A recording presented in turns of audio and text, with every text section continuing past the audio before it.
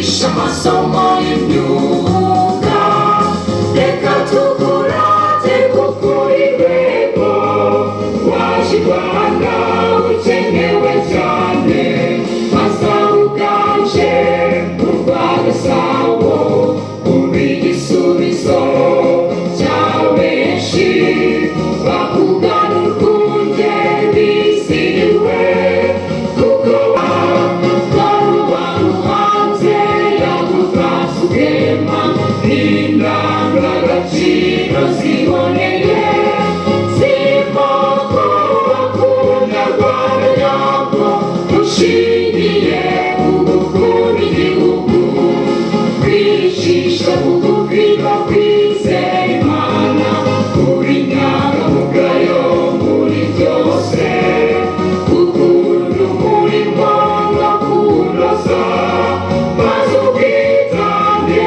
n'ubutwari bijye bikuranga aho uri hose. Niko kuri shingiro ry'iterambere ni wowe nyamibwa twahisemo kuko abagusanga bagira ikirenga mu kubaha ubumenyi busobanutse no kubigisha kuba intore zirangwa n'ibitekerezo byubaka bibarekire z'icyo Rwanda mu bikorwa byawe uhorana umurava n'ikoranabuhanga ushinga imizi mu mirimo y'amaboko bahige bose maze ukataze mu gutanga umusanzu wo kubaka icyerekezo nyacyo bazahora iteka bakuririmba bakuvuga ibyato ingoma ibihumbi kuri zikirwi barusha intambwe kwireka Polytechnic Institute. Remain standing, ladies and gentlemen. Remain standing. Thank you for having been with us ever since we were born. May your name be glorified. Father, we are gathered here simply to witness the achievements made by our brothers and sisters in ULK Polytechnic Institute. And we thank you for having been by their side and made it possible for them to lay hands on these diplomas they are to be awarded with today. Father, we request you to send your Holy Spirit to lead us as we start until we finish. We pray in the name of the Savior, Jesus Christ. Amen. You can be seated, ladies and gentlemen. Thank you.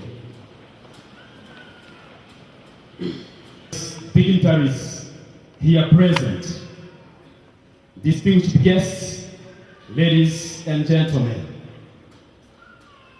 My name is Jean-Baptiste Manirakiza, your moderator, and today, ULK Polytechnic Institute marks its first ever graduation ceremony in which 110 graduates are to be awarded with diplomas, advanced diplomas in their different fields of specialization.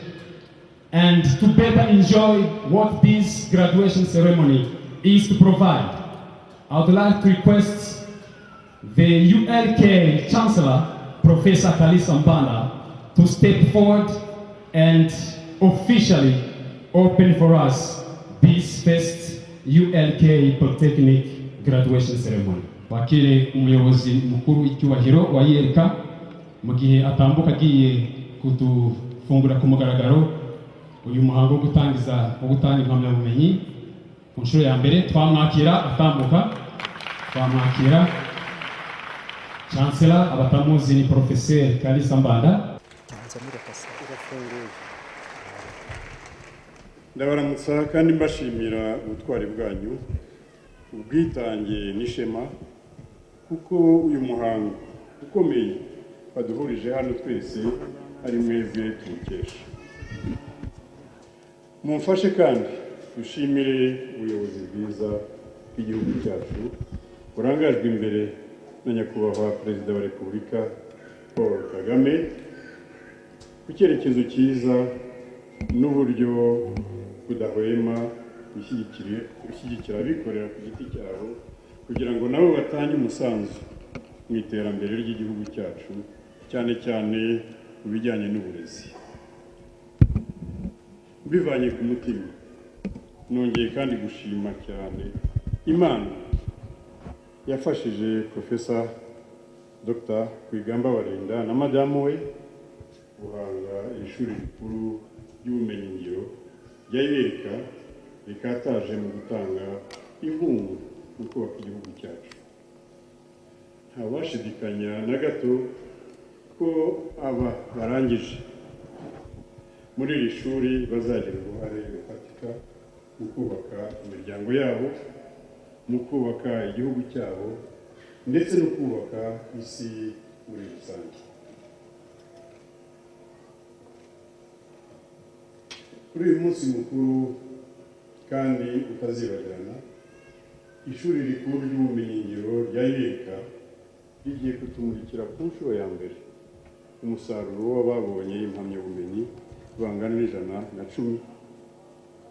Iyo hatabaho ubutwari, ubwitange n'ubufatanye bwa mwese, uyu muhango waduhurije hano ntabwo wari kubaho. Bayobozi, babyeyi, namwe rubyiruko mugiye guhabwa impamyabumenyi kuri uyu munsi wo gutanga impamyabumenyi ku nshuro ya mbere mu ishuri rikuru ry'ubumenyingiro, tunejejwe no kwifatanya namwe mwese kugira ngo dusangire ibi byishimo. Turabibashimiye cyane. Ibikorwa byinshi byiza byagezweho nk'uko mubizi mwese, u Rwanda rukeneye abahanga n'indakemwa mu mico, mu myifatire no mu bushobozi bunyuranye kugira ngo rubashe gukataza n'umuvuduko ushimishije wo gutera imbere, kuko gutanga ubumenyi budashingiye ku mutima uhamye ari ugutakaza umwanya. Dukwiye rero guhora kwihesha agaciro. Niyo mpamvu iri shuri rikuru ry'ubumenyingiro rya IBK ryiyemeje kwifatanya n'andi mashuri akorera hirya no hino mu gihugu no hanze yacyo kugira ngo tugere kuri iyo ntego. Bayobozi batandukanye mwaje kwifatanya natwe, babyeyi mwaherekeje abana bacu muri ibi birori, banyeshuri mwarangije namwe mugikomeza kwiga. Leta y'ubumwe bw'Abanyarwanda ifite ingamba zo kubaka igihugu no kugiteza imbere. Muri izo ngamba harimo izo uyu muhango ubereye muri iri shuri rikuru ry'ubumenyingiro rya IBK. Icyo nabasaba nuko mushoboye nk'uko mwabitojwe n'ababyeyi banyu n'abarezi banyu, kuko kandi mwabitojwe mu masomo mwigiye ahangaha, mwazaba intangarugero igihe cyose n'ahantu hose, haba mu Rwanda cyangwa mu mahanga. Impamyabumenyi mugiye guhabwa ni ikimenyetso cy'ubuhanga n'imyifatire myiza mwagaragaje kugeza uyu munsi. Iki rero ni igihango cy'ubumenyi mwahawe, muzagitatire na gato. None rero nyakubahwa perezida wa IBK na madamu, bayobozi mu nzego zitandukanye mwaje kwifatanya natwe, babyeyi mwaherekeje abana bacu muri ibi birori, banyeshuri kandi bana bacu mugiye guhabwa impamyabumenyi, namwe abanyeshuri mugikomeza kwiga, inshingiye ku bubasha muhabwa n'amategeko, mboneye umwanya wo gutangiza ku mugaragaro umuhango wo gutanga impamyabumenyi ku nshuro ya mbere mu ishuri rikuru ry'ubumenyingiro rya IBK. Murakoze cyane kandi Imana ibambere n'ishimisha.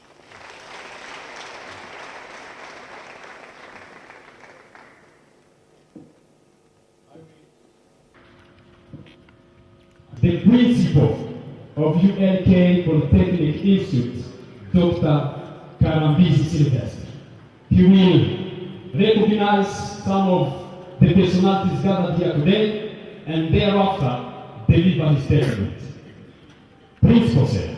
The floor is yours. As we witness the first ever graduation ceremony of our graduates, we are proud to see our product being ready to face the marketplace with the needed knowledge and skills. There is no wonder that these men and the women will lead the marketplace either by working for others or through the creation of their own jobs. The latter is indeed what we mainly train them for. We train them to become job creators who would hire many other people out there who are still hunting jobs to earn a living.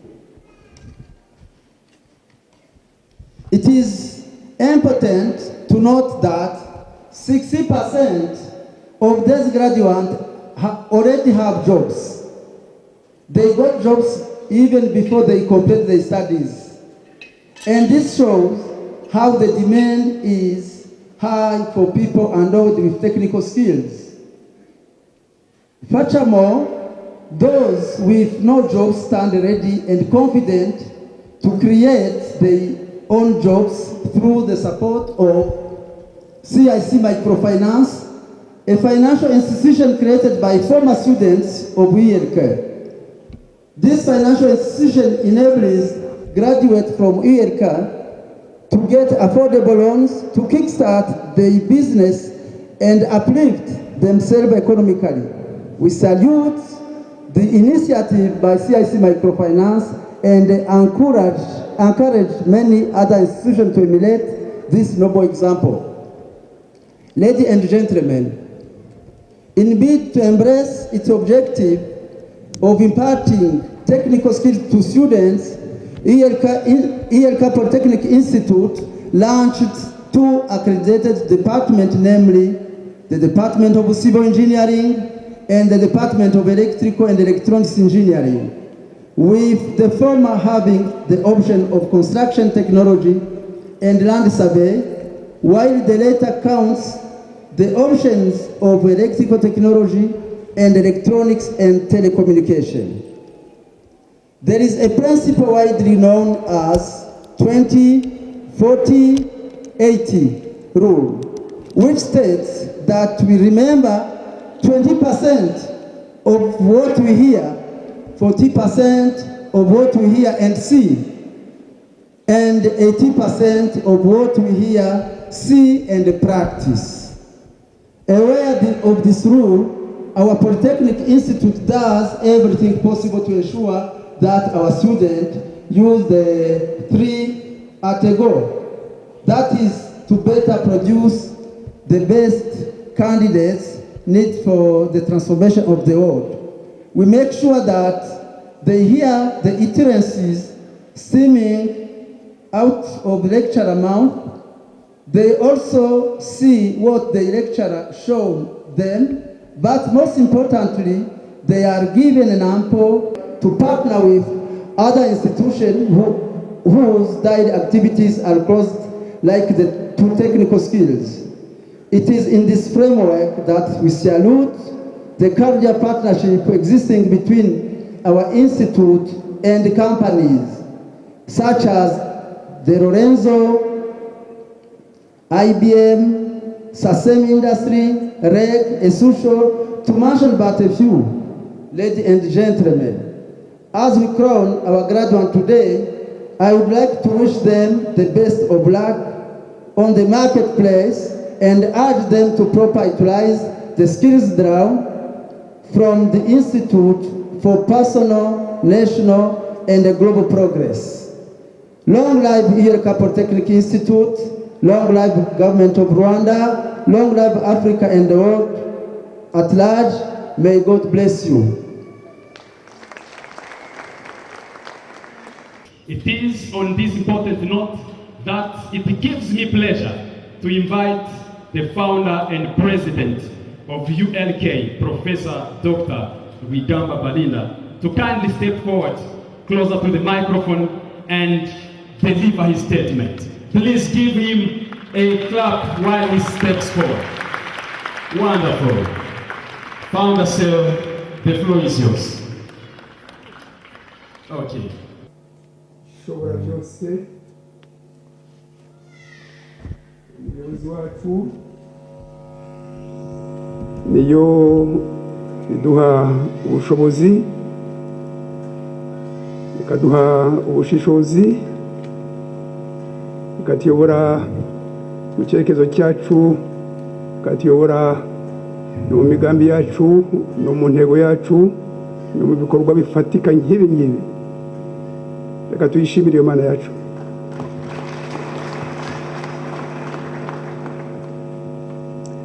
Ndashimira byimazeyo leta y'u Rwanda iyobowe na nyakubahwa Paul Kagame n'abandi bayobozi bose mu nzego zose,